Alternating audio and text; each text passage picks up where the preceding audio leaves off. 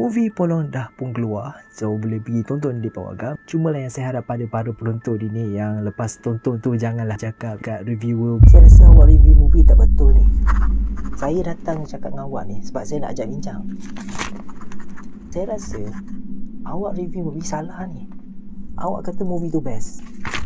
Saya tengok biasa je, tak best mana pun. Kenapa awak cakap movie tu best? Ni puji melambung ni. Mesti ada sebab ni. Adakah sebab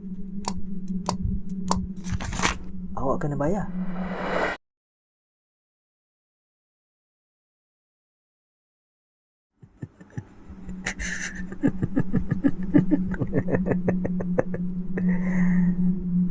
Aku tak kisah kau nak cakap apa pasal review aku. Aku tak kisah kau nak cakap aku salah. Aku tak kisah kau cakap apa pun. Tapi kau jangan. Jangan apa?